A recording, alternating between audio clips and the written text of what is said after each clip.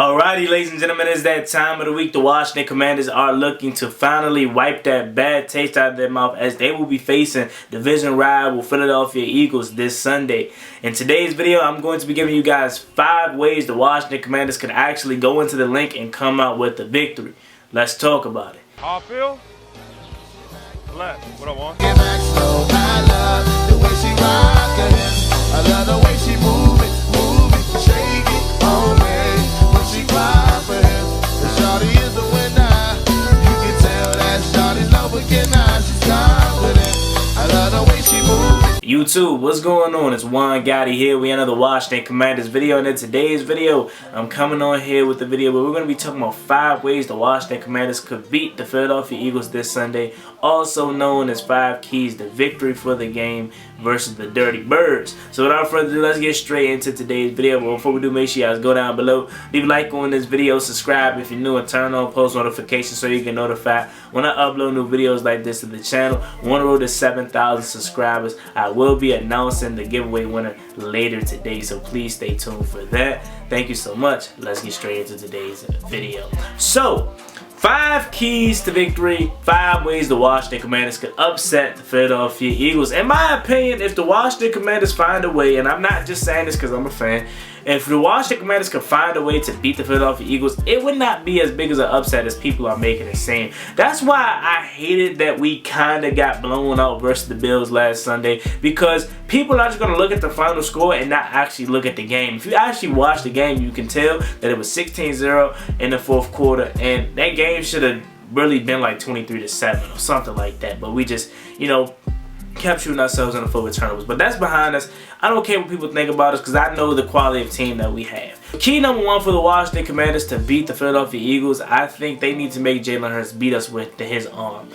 I still am not a firm believer that Jalen Hurts is the best thrower of the football, especially under new offensive coordinator Ben Johnson. Now, if Shane Steichen was here and that offense was still flying like it was last year, alright, that's different. But since I think they still have a lot of kinks to work out with new offensive coordinator Ben Johnson, I think you can take advantage of how lackluster that offense has looked. Now, they've been doing the most important thing, and the most important thing has been to win the football games, honestly. It doesn't matter how it looks, as long as you're getting a brick in the left-hand column, it's cool, and they've been finding ways. But you can honestly stop this Eagles offense. I don't think through the air they're there yet, and I think you can shut down, obviously, as we know, we shut down A.J. Brown before. I think their biggest weapon, and then we're going to have to, have the hardest task guarding is Devonta Smith, and that's what we brought Emmanuel Forbes in here for.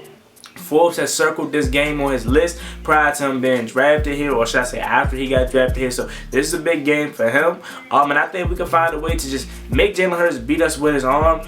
Then we have to just tip your cap at that point, okay? I think we got a good chance, though, because I don't think Jalen Hurts for 60 minutes can beat us with his arms. If you make it easy on him with his legs, he can scramble out the pocket, pick up 5, 6, 7, scramble for a first down, then that's just making it too easy on him, and it's going to be in for a long day. But if you find a way to contain his legs, because obviously we got to be realistic here, he's going to have some plays where he is scrambling and picking up a game. You can't just shut him down completely. You know what I'm saying? I mean, you could, but it's just not likely. So if you can find a way to contain his legs and make him beat you with his arm, then I think you have a good chance. And if he just does that, honestly, and he goes up there and beats you for 3 touchdowns and 300+ passing yards, then you just got to tip your cap at that point, okay?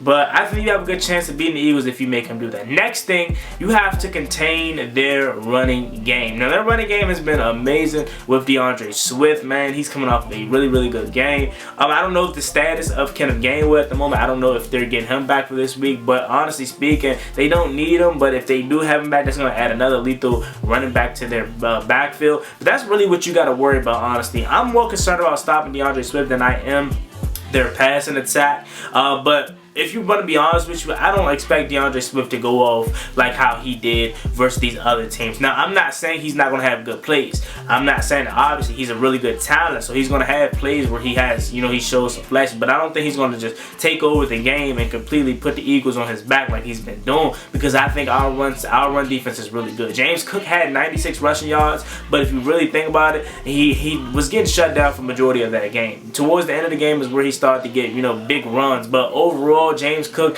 has been shut down. James Conner week 1, he had some solid runs, but not nothing that was crazy. And then in week 2, Javonte Williams, you know, the first half he was doing some good things, but then we shut him down the second half. So I think we can have a way to where we can limit DeAndre Swift's potential and his explosiveness during this game. And if we can find a way to do that, then we're in good hands. Because again, like I said, that's what really scares me the most, more so than anything, is DeAndre Swift with his legs. But Deron Payne, Jonathan Allen, Chase Young, Montez Sweat. Obviously, Chase Young, as we know, is one of the best run stuffers in the league. So with Deron Payne, so I think we're good, honestly speaking. Next thing you have to do is protect Sam Howell. This offensive line has not been the best, as we know, but we're facing a even tougher task because the Philadelphia Eagles is the best defensive line that we faced all year. You know, obviously with Fletcher Cox in the middle, Jordan Davis, Jalen Carter.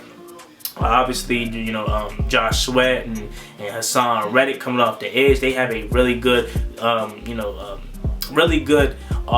defensive line. And Nolan Smith, the rookie, right? Nolan Smith. They got some guys, man. I ain't gonna lie to you. So I'm really scared for their front seven, really. You know, mostly their front 4.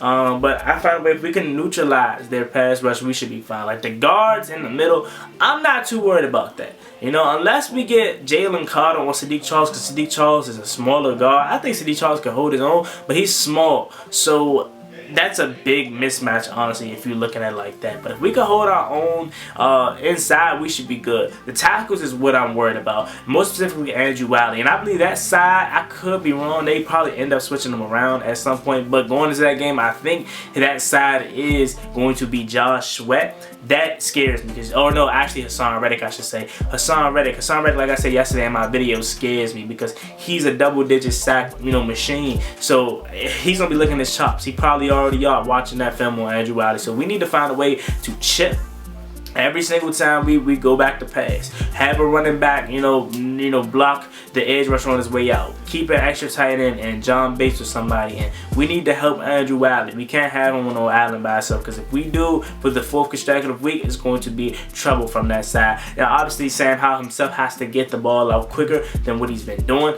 Go through your progressions, and if you find your first, if it's a check down, take the 5-yard gain. You don't always have to go for the jugular. You know what I'm saying? If it's a screen route, get it out your hands quickly, and that's the EB. You got to call better screens and stuff like that. More specifically, you got to get into the run game. But the offensive line by itself has to be better, and Sam Howell has to do them a favor, obviously, too. So we all take a blame for that performance, but the offensive line has not been good, and it must be really good this week if we want to have a chance. So we must protect Sam Howell.